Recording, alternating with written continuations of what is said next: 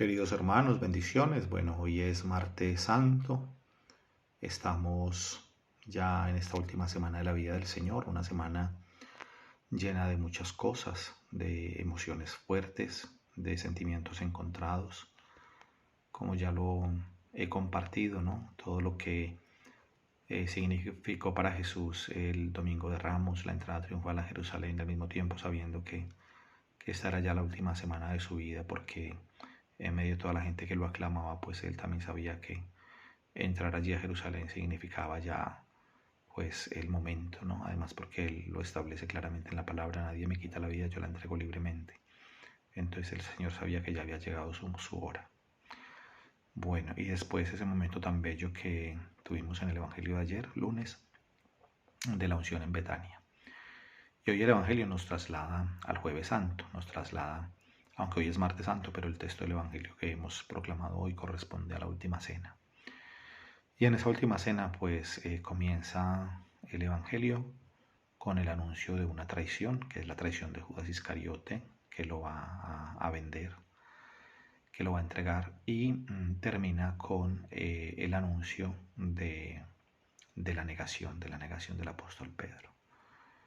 Entonces, pues imagínense ese marco del Evangelio, ¿no? Ese contexto, la traición de Judas y el anuncio de la negación de Pedro. Bueno, muchos elementos para reflexionar en este Evangelio. Lo primero que comienza diciendo el evangelista Juan, porque estamos en el Evangelio de Juan, capítulo 13, versículos del 21 al 33, y después saltamos al versículo 36 hasta el 38. Y comienza diciendo el Evangelio que Jesús se turbó en su interior y dijo: en verdad os digo que uno de vosotros me entregará. Ese turbarse en el interior lo podemos interpretar como que fue agitado en el espíritu, es decir, fue como una cosa involuntaria, ¿no? Podemos pensar, ¿no? Ante el momento como de Jesús, pensar: estoy aquí con mis amigos, con mis discípulos, con los que quiero tanto, y uno de ellos me va a traicionar. Pues entonces eso, claro, genera una turbación interior muy, muy fuerte en el Señor. Bueno, y luego dice la palabra del Señor que en verdad os digo que uno de vosotros me entregará. Dice que declaró. Eso también es importante mirando el texto en griego. Declaró, es decir, testificó. Jesús está atestiguando la verdad de lo que está diciendo. Es decir, que él no tiene una sospecha, una duda, está pensando: ¿será que Judas me va a traicionar o alguno de ellos me va a traicionar? Sino que Jesús tiene totalmente la certeza de esa traición, y por eso dice el Evangelio que Jesús declaró, atestiguó. En este Evangelio aparece el discípulo que Jesús amaba. La tradición siempre ha asociado al discípulo amado con Juan el evangelista, pues con Juan el discípulo. Pero es particular que en algunos lugares aparece nombrado el discípulo amado sin decirnos explícitamente que sea Juan. Es decir, que en ese contexto también es bello poder pensar que cada uno de nosotros somos ese discípulo amado de Jesús.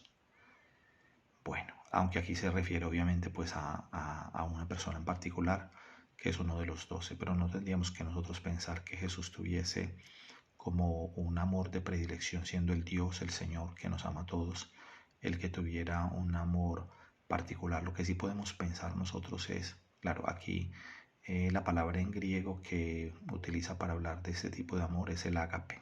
El ágape es el amor, digamos, que se dona, que se entrega, pero que no es el amor, digamos, que se establece entre una pareja de esposos, el marido y la esposa, sino que es un amor de ágape, ¿no? De fiesta, de donación, de salir de sí mismo. Es bellísimo eso que aparece allí. Y también cuando en el Evangelio dice, bueno, las traducciones a veces cortan un poco para entender el sentido, porque aquí en la Biblia de Jerusalén dice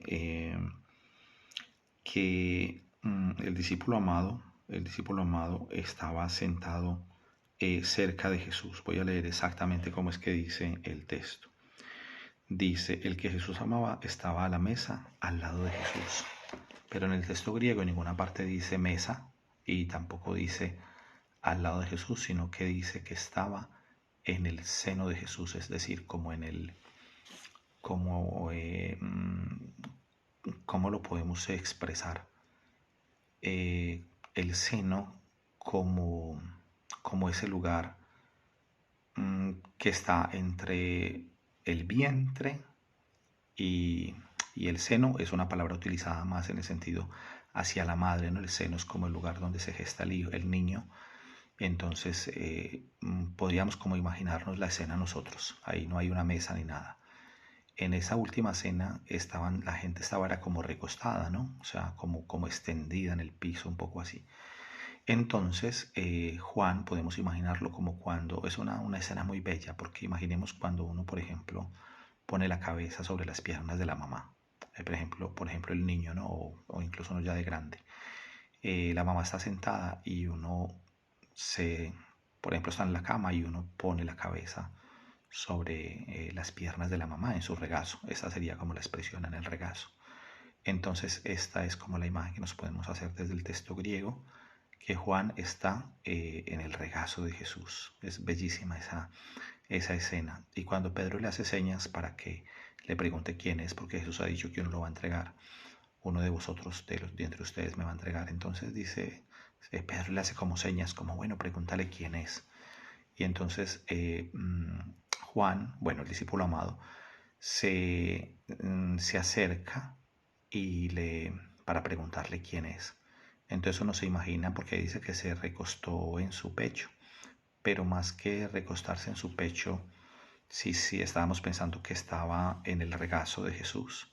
Entonces fue como un levantarse un poco para acercarse al pecho de Jesús, y esa imagen es muy bella también porque nos hace pensar en la cercanía con el corazón de Cristo, el corazón de Jesús. Bueno, le hace una pregunta, Señor, ¿quién es? Y Jesús le dice, al que yo le dé el trozo de pan untado, ese es, dice el Evangelio. Pero esa pregunta que hace Juan, o bueno, el discípulo amado, Señor, ¿quién es? También podemos pensar cada uno de nosotros. ¿Quién de nosotros traiciona al Señor? Porque si Judas lo traicionó vendiéndolo por 30 monedas de plata. Pero cada uno de nosotros, ¿en qué momento de nuestra vida también hemos traicionado al Señor? Cuando nos hemos alejado de su misericordia, de su amor, cuando hemos caído en pecados. Entonces ahí también estamos traicionando al Señor. Porque hay muchas formas de traicionarlo, por eso es importante que nos preguntemos. Cuando Jesús le dice al discípulo amado que aquel al que yo le dé el bocado que voy a mojar, ese es, me pregunto, ¿Jesús quería ponerlo en evidencia? Yo creo que no, porque yo creo que ese diálogo con el discípulo amado fue, aunque estaban ahí todos presentes, pero fue muy cerca, porque está junto al pecho de Jesús. Por lo tanto, quizás una conversación poco audible para el resto, porque si hubiese sido tan claro que Jesús hubiera dicho en voz alta, al que yo le dé el pan mojado o untado, ese es, pues ya no se hubieran sorprendido cuando Judas salió del cenáculo, porque Jesús le dice que lo que vas a hacer, hazlo pronto. Y ellos se quedaron pensando que era que había salido a comprar algo que faltaba para la fiesta, lo dice claramente el Evangelio. Por lo tanto, ante la pregunta de Pedro, pregúntale quién es, no queda claro para Juan, pero no queda claro para todos los demás discípulos, porque el Evangelio lo establece así, que pensaron que había salido a comprar algo o para dar algo a los pobres. Un elemento del Evangelio muy fuerte es que cuando Judas tomó el pan, en ese momento entró en él Satanás, dice el Evangelio. Es fuerte esa expresión, entró en él el demonio. Jesús le dice, lo que has de hacer, hazlo pronto. Y bueno, también podríamos pensar que en ese trozo de pan untado que le da como gesto de cercanía y de familiaridad, como que le está dando la posibilidad a Judas de que se replantee, de que tiene la posibilidad de arrepentirse. Pero no, este hombre toma el pan y dice que entró en él Satanás. Y sale del cenáculo Judas, y miren lo que dice el Evangelio. En cuanto tomó Judas el bocado, salió era de noche. Y sí, es verdad que podemos imaginar que era de noche en el sentido explícito de la palabra, era de noche. Pero aquí también es para reflejar la oscuridad en la noche que estaba tan profunda viviendo Judas en ese instante. Es decir, era de noche en su corazón, no había luz, no había luz. Estaba totalmente en el mundo de las tinieblas. Bueno, y después de ahí saltamos entonces a los últimos dos versículos que son del 36 al 38. Y el Señor le dice, Simón le dice a Jesús, Señor, ¿a dónde vas?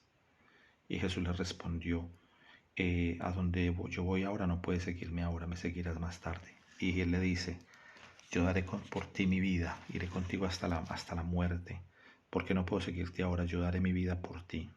Miren esto. Y Jesús le dice, en verdad te digo que antes de que el gallo cante, tú me habrás negado 3 veces. Y efectivamente así sucede, Pedro niega a Jesús después. Pero es bello también pensar que Pedro negó a Jesús no porque no lo amara, sino por fragilidad, por miedo a que le pasara lo mismo. Y a veces yo me pongo a pensar en que nosotros muchas veces también le prometemos tantas cosas a Dios en la oración, le decimos que lo amamos, pero en los momentos de prueba, de dificultad, ¿cuántas veces nosotros le hemos fallado al Señor? Pero le fallamos por la fragilidad humana. Eso no es una excusa, obviamente. Tenemos que pedir al Señor la gracia de la santidad. Pero estoy convencido de que Pedro, cuando le dijo al Señor que iría con él hasta la muerte, no estaba siendo hipócrita, no estaba diciéndole una frase simplemente por quedar bien, sino que de corazón amaba al Señor. Ya en el capítulo 6 de Juan, en otro momento, en el discurso del pan de vida, Jesús cuando les pregunta a los discípulos si ustedes a mí me van a dejar, Pedro le dice, Señor, ¿a quién iremos? Solo tú tienes palabras de vida eterna. Por lo tanto, vemos que Pedro tiene un amor muy, muy grande por el Señor, pero bueno, fue frágil, pecó. Bueno, queridos hermanos, vamos a darle gracias al Señor por esta lectura del Evangelio de hoy y pidámosle que prepare nuestro corazón para vivir esta semana en santidad. Amén. El Señor los bendiga a todos.